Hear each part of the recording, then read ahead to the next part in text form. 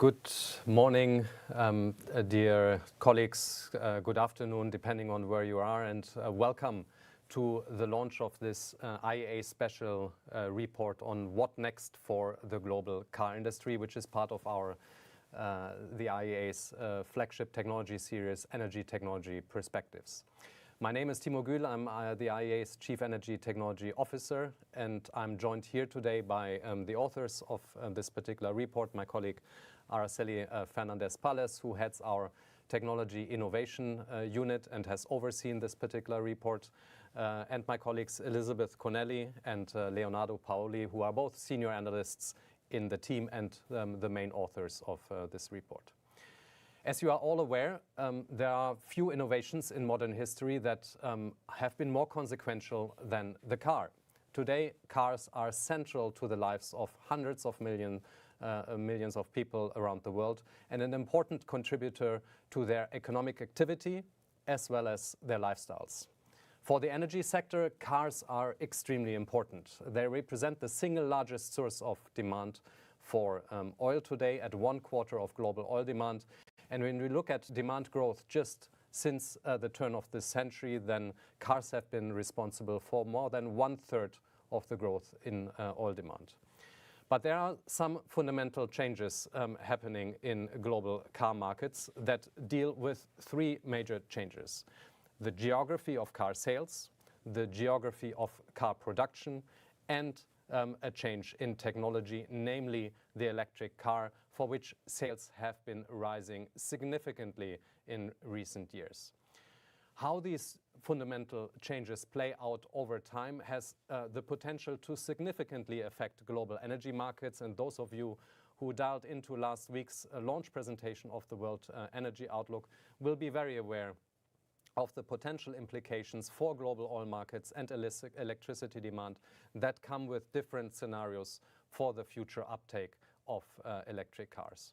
How these fundamental changes play out over time could also have significant implications beyond the energy sector, of course, in particular for their economies, for those countries that are home to the production of cars today and for which car manufacturing is an important pillar of their economy and jobs. This is the backdrop of the report that we are presenting to you today in this particular webinar, in which we looked at what's next for the global car industry, as well as the many other industries around it, all of which are important sources, domestic sources of energy demand. My colleagues will now present you the main findings of the report, which we produced here at the IEA, through our own research on the one end, but also through extensive stakeholder consultations with academia, with industry participants, and many others. We will, after the presentation, take a short break to gather your questions, which you can submit anytime throughout this webinar in the Q&A function, and we will then respond after a short break to as many of them as we possibly can today. With that, I'll pass over the word to my colleague, Araceli Fernandez-Pales, who will introduce the report. Araceli? Thanks very much, Timur. So indeed, cars are a central technology to our world today, there's no doubt, but they are also a key market. The car market is actually one of the largest when we look at the single product market. It is 6 times, for example, larger than the size of the global market for smartphones today. And it's not about the market size, it's also, when we look at it, that car manufacturing is a key pillar for the economy of many economies. Actually, it employs directly more than 10 million people around the world.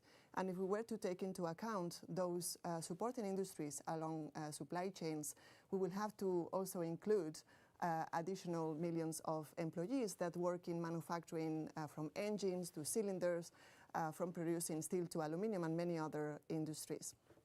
Actually, the European Union, Japan, Korea, China and the United States, they together account for 80% of the value added of the global car industry.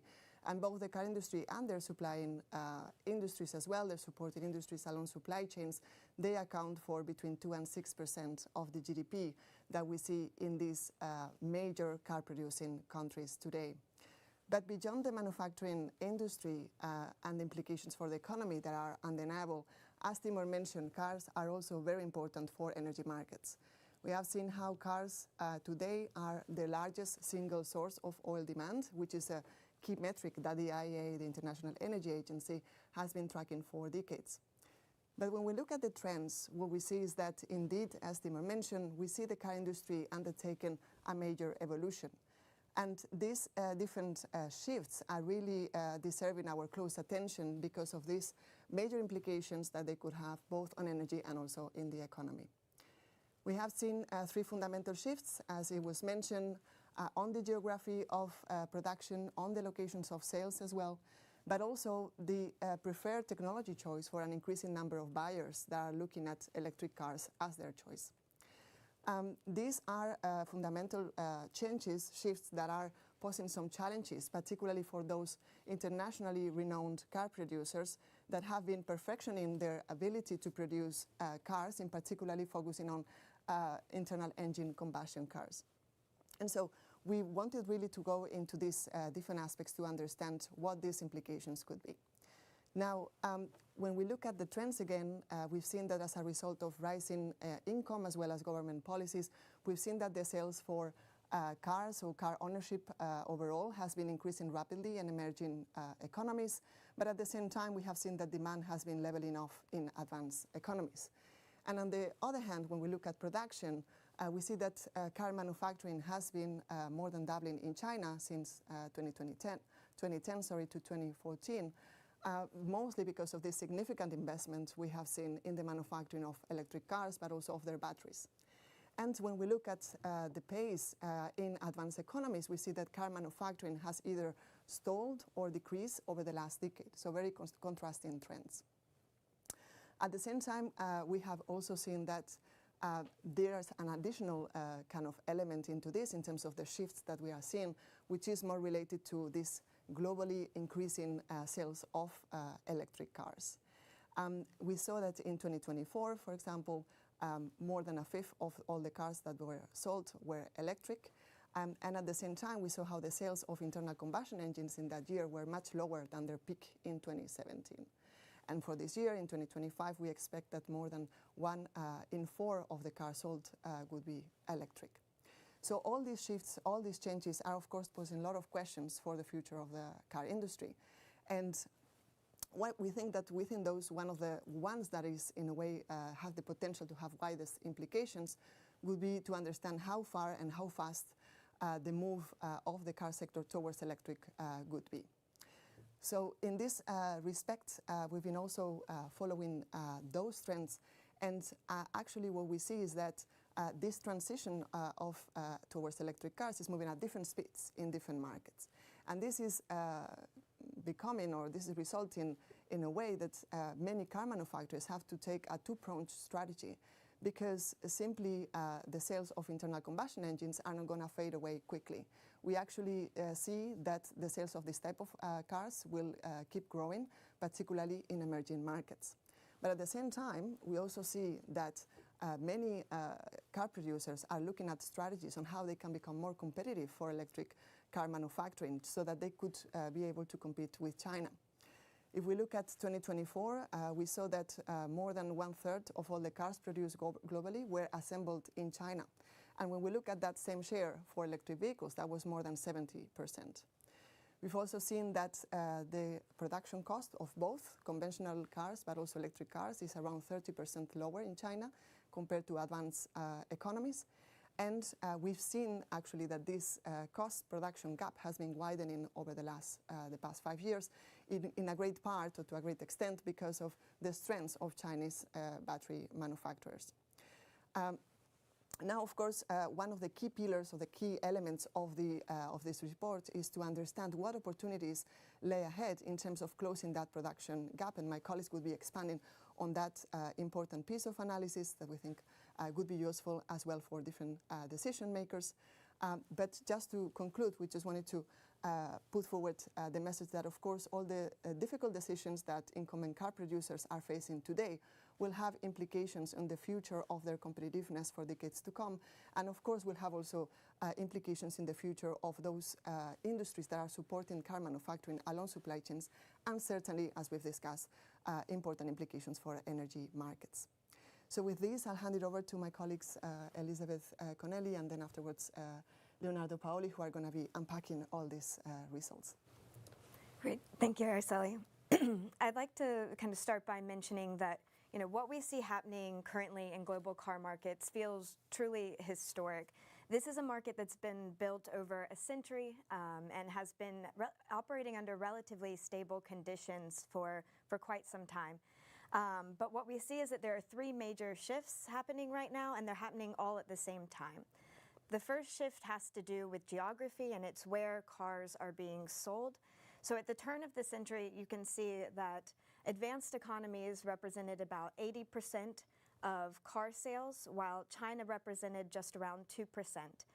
But over a decade and a half of economic growth and a growing demand for mobility in China, we see that China's car sales peaked in 2017 at around 24 million car sales. That represented about 30% of global car sales. Today, that share remains the same for China, around 30%, but the share of advanced economies has fallen to less than half. The second shift is in car manufacturing centers, and related to that, car exports. So major car markets tend to also be major car manufacturing regions with large manufacturing capacities to support both domestic and international car sales. And what we've seen, however, is that car production in advanced economies has stalled or even in some cases declined over the past decade, whereas in China, car production has doubled over the past 15 years. And this shift in production centers is beginning to show in car exports. Last year, China overtook the European Union to become the world leader in car exports. And what we've seen so far this year already is that sales are continuing to grow year on year. They're already up 15%. And what we see both in China and the global market is that electric cars are playing a bigger role in global car trade. So in 2024, over 15% of global car trade was of electric cars, up from less than 4% in 2019. And this brings me to the third shift, which is related to vehicle technologies.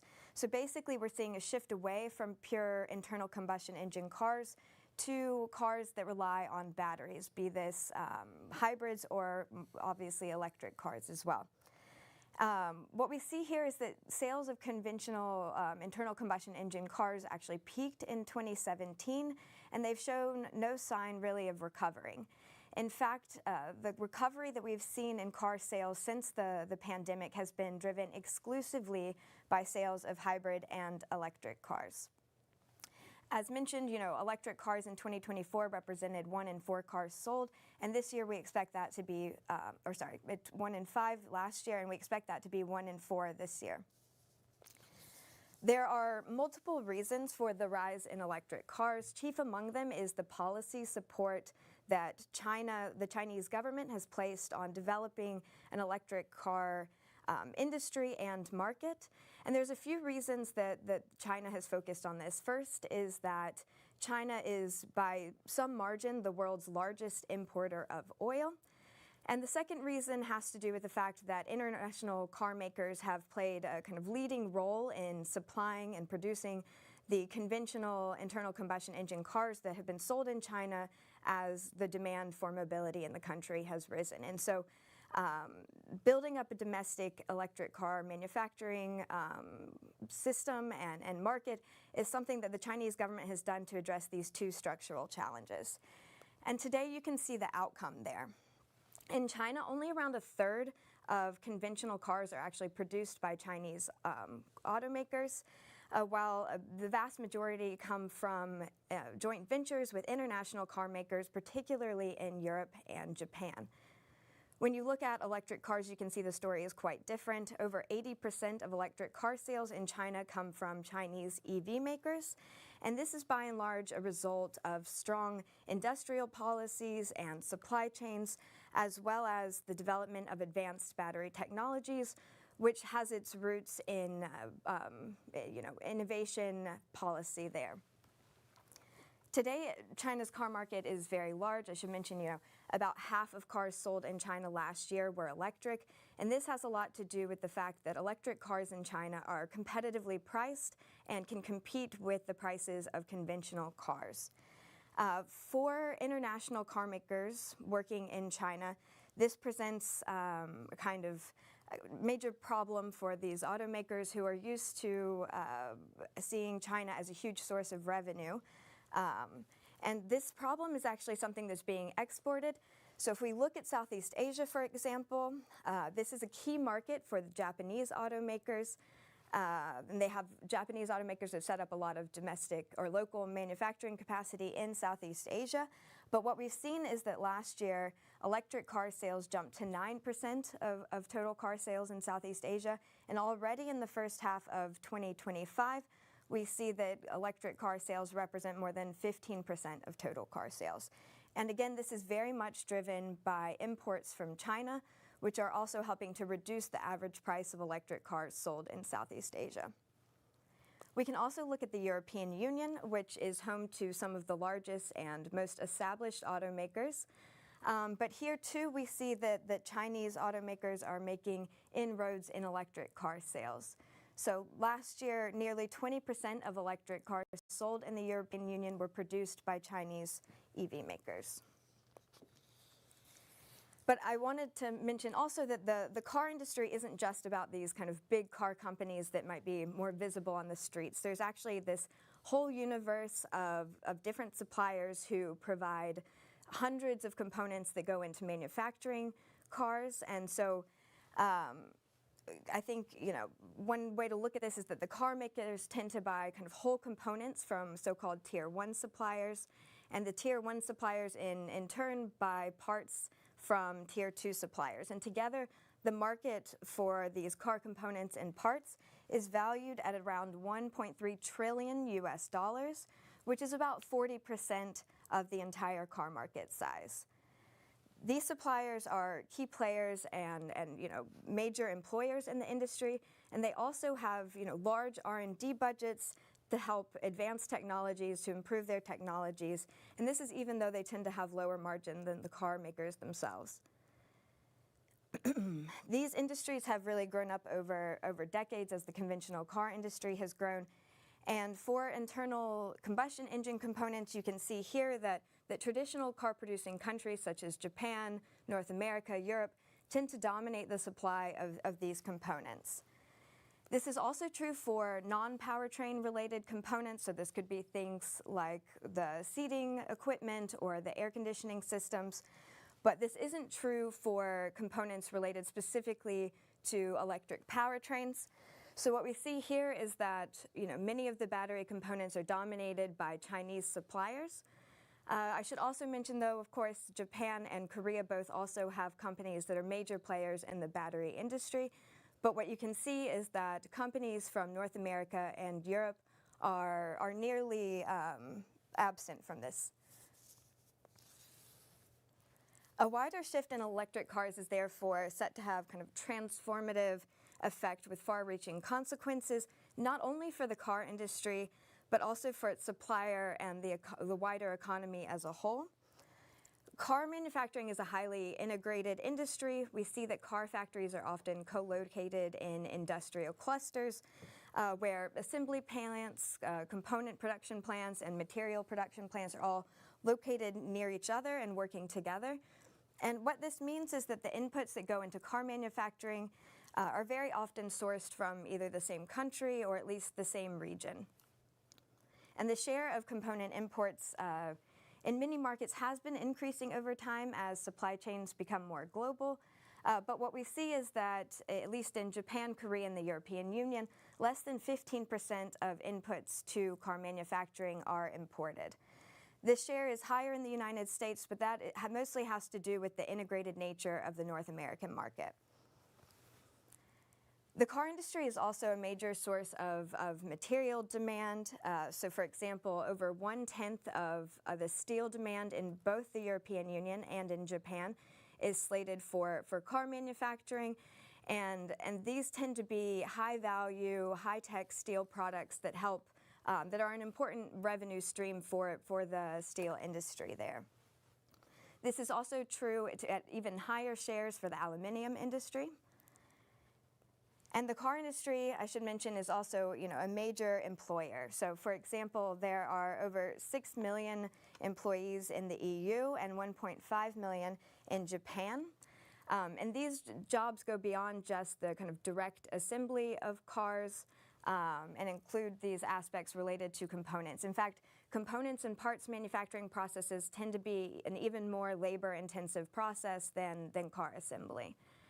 What we're not showing in this picture is some other jobs that could be related to the automotive sector, such as retail sales or refueling and so on.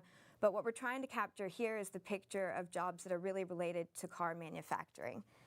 And I think all of this is just to say that the car industry plays a really important role in many car-producing economies. And so it's understandable that governments are keen to understand what this the growth in EV sales might have for their domestic industries. And so now I'll hand it over to my colleague, Dr. Leonardo Paoli, to discuss kind of some of the key drivers of cost-competitive EV manufacturing, as well as some opportunities for improving competitiveness. Thank you. So for the incumbent car industry and for the countries that host it, the increasing sale of electric cars has become a source of major preoccupation. And that is because new market entrants are already capturing an increasingly large share of the electric car segment. Actually, around 45% of all electric car sales globally could be attributed to new market entrants or so-called pure play EV makers. They include the US-based Tesla, but also a set of Chinese new entrants. And in particular, China has become a global major production hub. Now, there are several reasons for this new role of China as a production hub, but one of them is clearly cost. As you can see here, producing cars in China is cheaper also for internal combustion engine cars. And the main reason for it is a lower cost of assembly, as well as a lower cost of purchasing components and parts. Both these two cost items are related to labor-intensive activities, and therefore lower labor costs in China are an important driver for this difference in cost. Now, energy prices are something that are often mentioned as a reason for Chinese cost advantage. However, according to our assessment, energy costs account for less than 5% of the overall direct manufacturing costs of producing a car, and so they are unlikely to be something that explains this cost advantage in China. Now, if we move towards electric cars and we look at electric cars, the same labor-related advantages and all of the advantages that come from a cost-efficient and highly integrated industrial ecosystem in China have also an additional element, and that is the element of the battery. Batteries account for a third of the cost of production for an electric car, and the price of batteries in China is 30% cheaper than in Europe and 25% cheaper than in the United States. So having this advantage in the battery industry is something really important to understand the cost advantage in China. Now, the competitiveness gap with the Chinese industries is really significant when it comes to the battery industry. And that is because the overall industry in China is a fully integrated system that spans from mineral refining all the way to cell assembly as well as pack integration into electric vehicles. And this all leads to the fact that in China, 2 out of 3 cars sold in 2024 were actually cheaper with an electric powertrain than with an internal combustion engine. On the other hand, in Europe and in the United States, battery electric cars were on average from 20 to 30% more expensive than the internal combustion engine equivalents. So lower costs of manufacturing are clearly an important part that explains the competitive advantage in China, but it would be wrong to think that it is the only factor. Chinese electric cars, and in particular the batteries inside of them, tend to often have better technical performances than those produced by many of their competitors. And in general, electric cars made in China and by Chinese manufacturers are just very attractive products. They are highly digitalized, and they are particularly attractive as a product for consumers in emerging and developing economies, where the consumer base is younger and more open to new brands and new technologies. As I mentioned, the price of batteries in China today is significantly lower than in other parts of the world, but this was not always the case. In 2018, or just about 7 years ago, the price of batteries in China was actually similar to the price that was experienced in the United States, and actually in the United States it was just a little bit lower. Back then, China was already home to several battery companies, but they were fairly smaller. And most importantly, back then, China was not at the technological frontier for battery manufacturing. On the other hand, if we look at the US in 2018, the partnership between Panasonic and Tesla had pushed the boundaries of what was possible in terms of battery cell energy density, and they had pushed the frontier in terms of economies of scale with the construction of one of the largest battery factories in the world. Since then, however, pathways began to diverge, and electric battery manufacturing in China continued to increase on the back of an ever-increasing market for electric cars. But more in particular, Chinese companies did two things that set them apart. They focused on innovation on batteries and electric cars. China has become a global innovation hub for clean energy innovation. And actually, they have become the country with the largest number of patents that are related to clean tech. If we just look at energy-related patents, actually 95% of those in China are focused towards clean energy technologies. And if we look more specifically to the car industry, Chinese innovators have focused on the LFP battery chemistry, which is a chemistry that is intrinsically cheaper.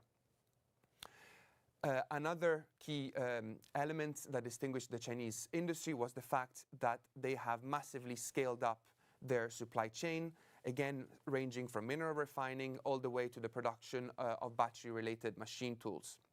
This has resulted in a very large and specialized industrial ecosystem that is virtually unmatched elsewhere in the world. And just to give you a sense of scale, in the Shanghai area alone, there is more battery manufacturing capacity than in the whole of Europe. And so what has happened is that since 2018, China produced cumulatively 6 times more batteries than the United States. And in 2024, the price of these batteries in China was 25% lower. Now, subsidies and government intervention were clearly an important part of this story. Electric cars have been part of the Chinese industrial plans and policy documents that could be traced back at least to 2001. And China has indeed deployed a number of instruments to incentivize market growth as well as to support local producers.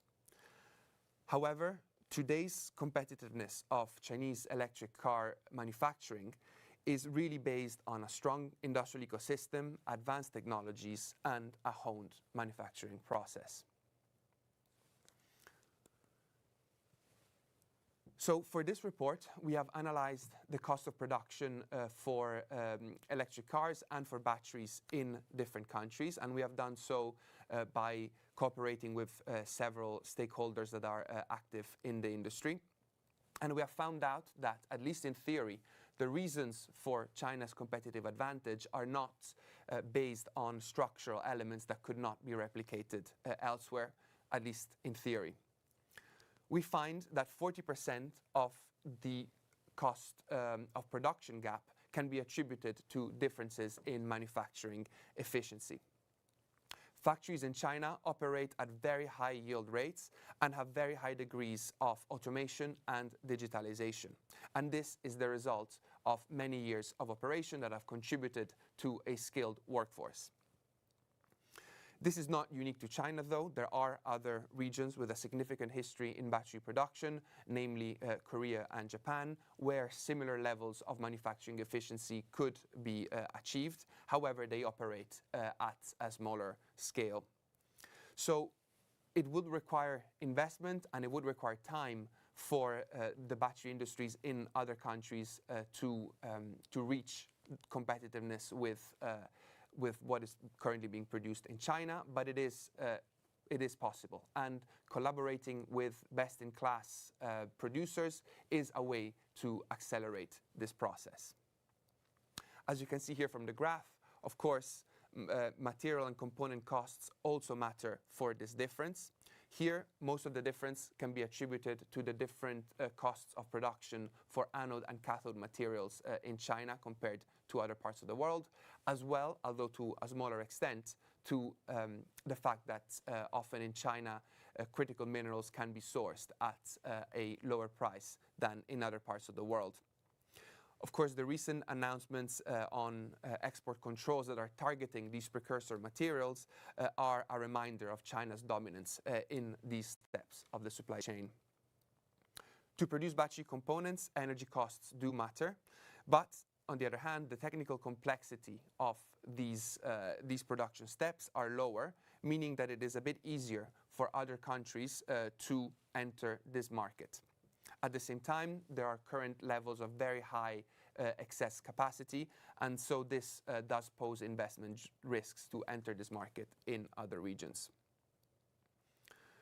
Now, it will take some time for countries to produce batteries competitively with China, as we just discussed, but this does not mean that they cannot start preparing for the production of electric cars themselves.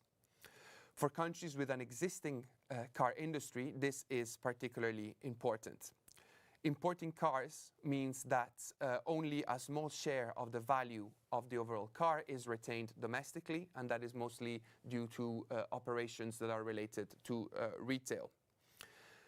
At the same time, if a car is produced domestically, but it imports batteries from some very low-cost source, an additional 2/3 of the value of the car could be retained domestically.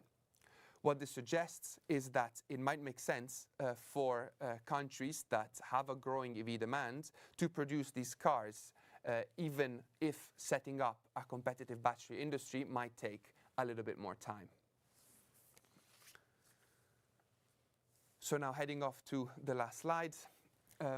Governments have many tools at their disposal to support domestic industries and the electric car manufacturing industry.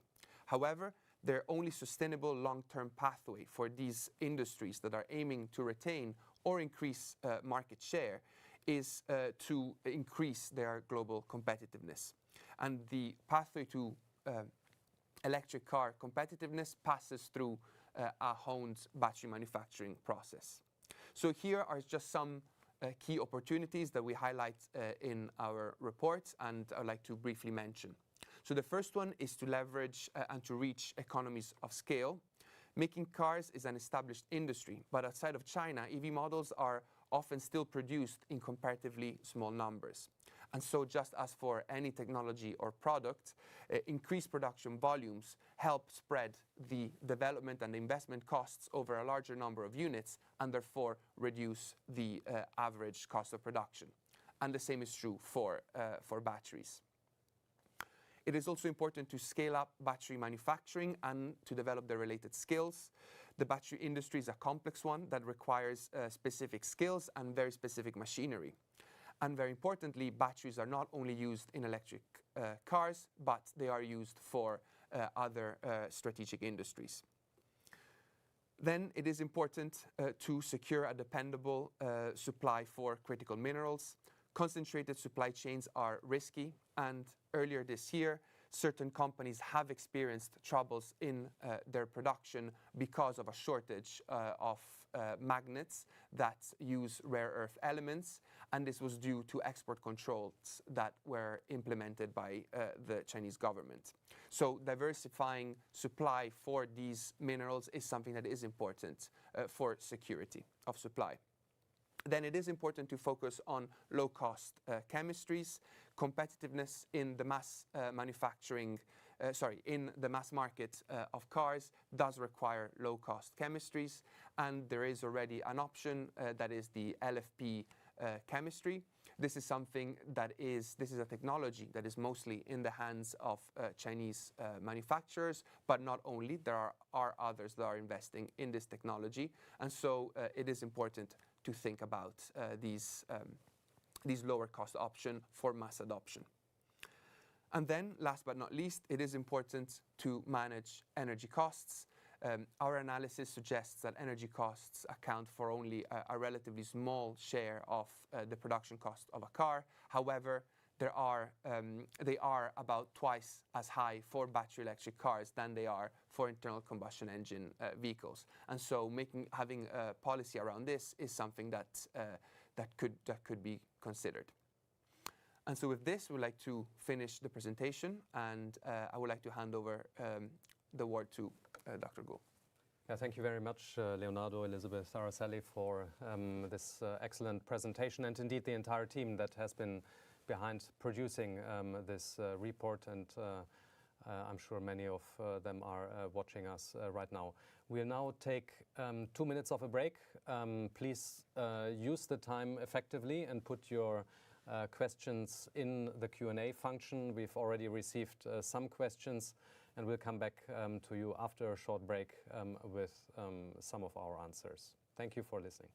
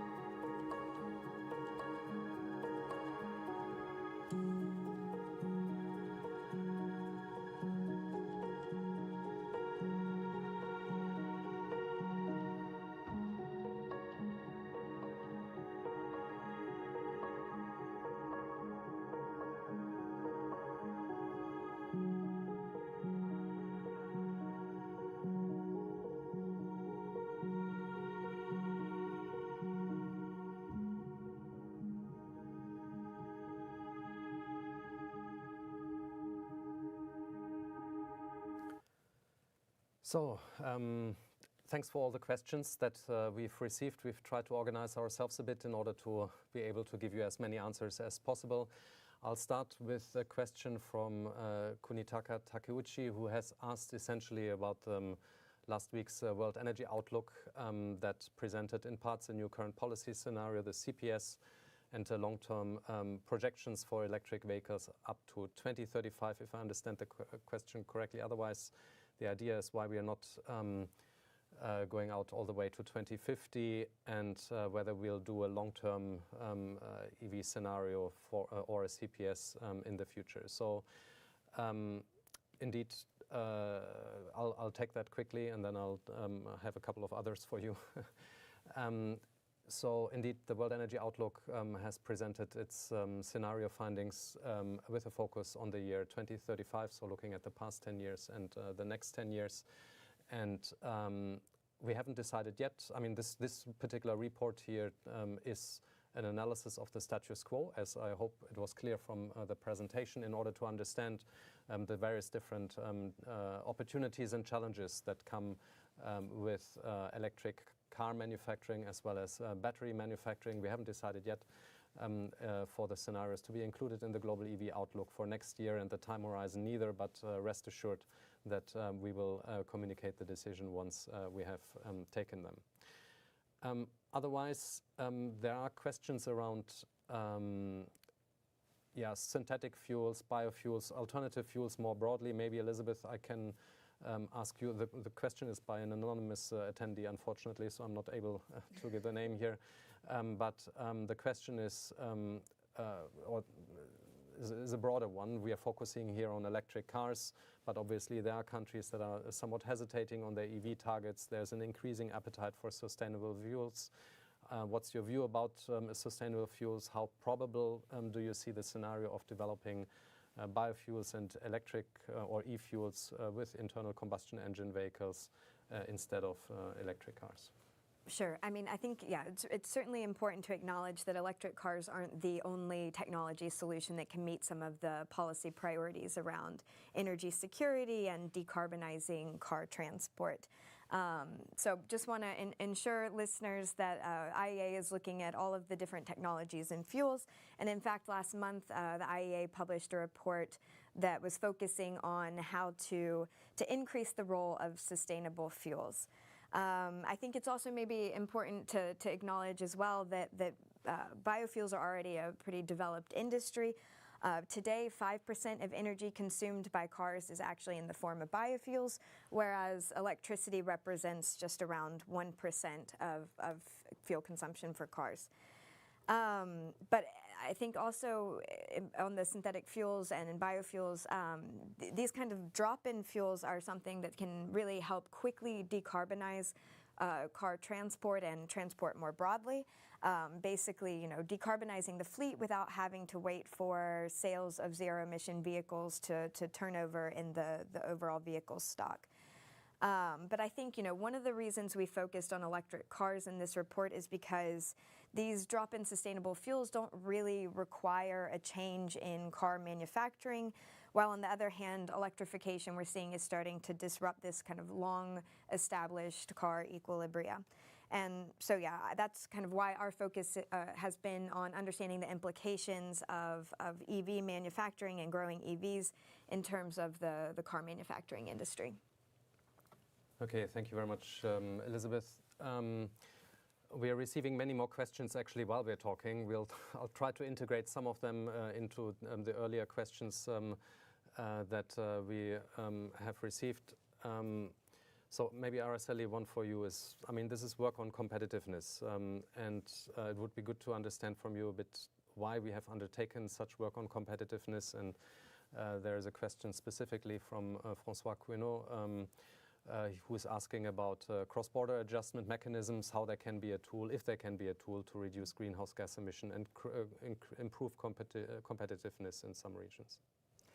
No, thanks. That's a very interesting question, actually, and we were debating quite a lot around the focus for this particular report, and we've given a bit of some glimpses of, in a way, why we thought that the competitiveness angle was important, in particular for the car industry, but maybe I'll just elaborate a bit more. So First of all, of course, we've been discussing how important cars are for energy markets. I mean, we've been, discussing how cars are the single largest source of oil demand, and not only that, I mean, we've seen how one of the shifts that we've discussed are the move towards electric cars, moving at different speeds, but still moving quite rapidly in some regions and having important implications, again, not only for oil, but also for electricity. So I think that is an undeniable element, but maybe more to bring in the competitiveness aspect is because the other element of car manufacturing is that we've seen how regionally concentrated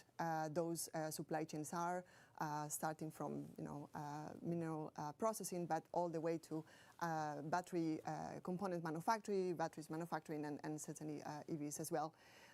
And in our view, improving the energy security and security of supply and the resilience of those supply chains have important implications for energy security, but in general, this would require diversification. And in our view, diversification can only come if we narrow those production cost gaps, particularly in major car-producing countries today. So we really see a link between competitiveness and energy security and resilience.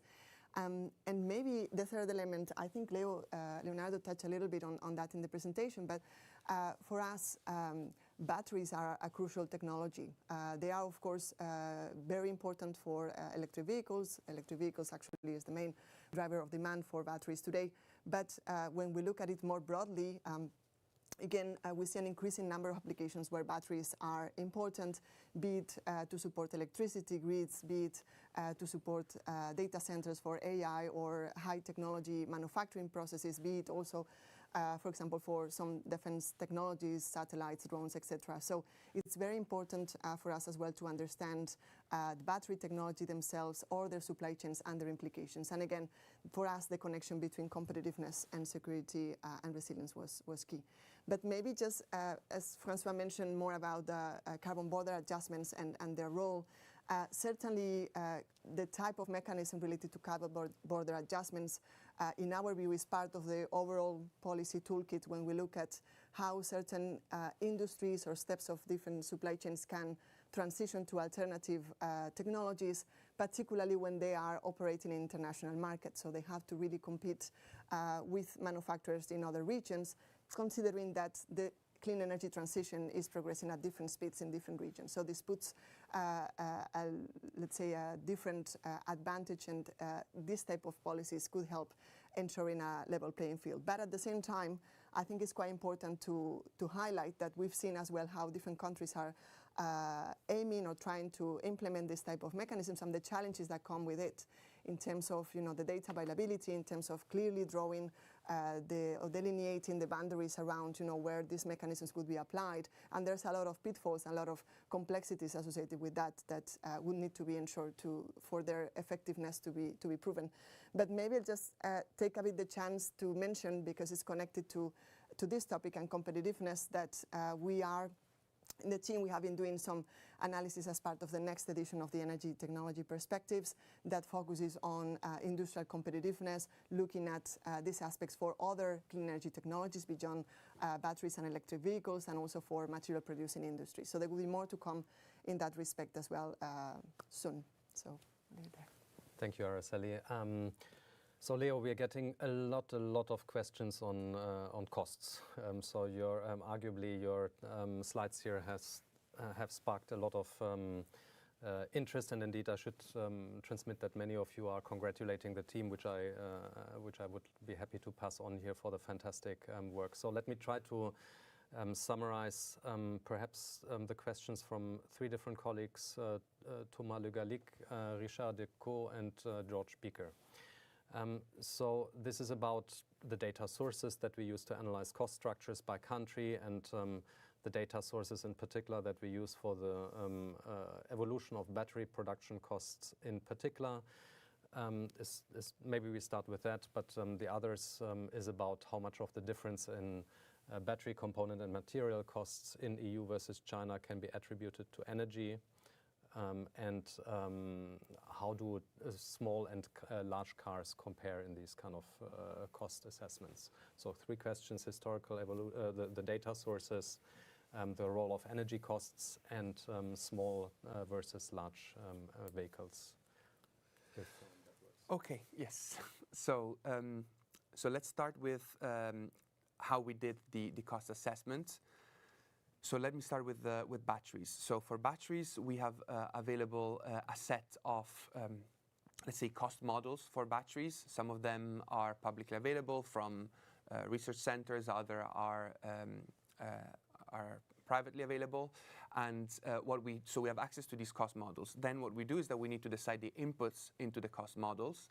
And we do that by exchanging with industry as much as possible, really to understand what are the most reflective inputs in terms of costs. So it could be sort of labor costs, it could be energy prices, it could be the yield rates that were discussed earlier, and how they are different in different regions.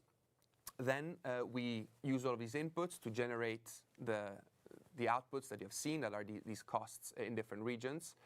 And then again, we engage with our stakeholders through a peer review process, but as well as with sort of specific bilaterals with them, really to understand whether our assessment is going in the right direction or if we're missing anything. Of course, these are very often confidential information, so we do not want to have any let's say any confidential information being shared, but we just try to make sure that we are going on the right path and that our picture is reflective of their understanding of costs in different regions. So this is what we do for batteries, and then when we think about the overall car costs, then we do similar elements. So there we do not have as much of a, let's say, of a parametric cost model, but we do have broken down sort of breakdowns of costs for cars produced by different companies and in different countries, and we use that to make these cost assessments, again by engaging with industry at many steps of the process.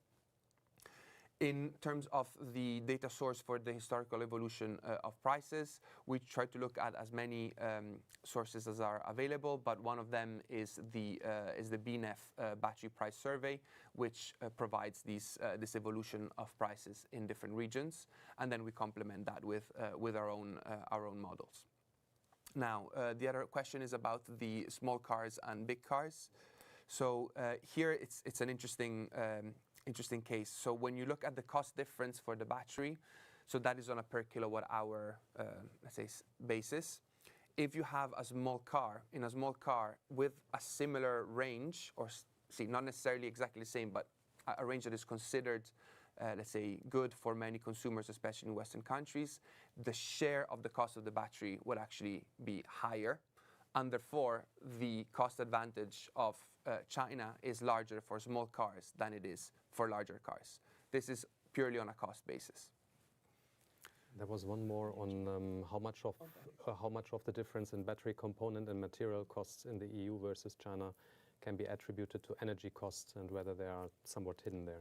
Yes, so energy costs are important for especially the anode and cathode production. They do matter there. I think there they get around, I would have to look the number again, but it is about 20% of the cost of anode and cathodes could be related to energy. So it is important. So there having different costs of energy does matter, but overall these are relatively small shares of then the cost of the battery, and that is even a smaller share of the overall cost of the car. So when you compound all of these facts, then energy costs end up being not such a big influencer in the competitiveness situation. Okay, so we're getting more and more questions, but we are running against time. So thank you very much for being with us today. Really appreciate it. Many of the questions deal with the outlook, and our priority here is for today is not to speculate about it. No, we have scenarios to think through different futures of the energy sector, electric cars, and so on. And Again, as my colleague Araceli already mentioned, I can only encourage you to have a look at our Energy Technology Perspectives publication that will deal with some of those aspects that are being raised in other questions. So thank you very much again for being with us today. Thank you to my colleagues and indeed the team that is behind this particular report. And I hope you enjoyed it as much as we did, and see you next time.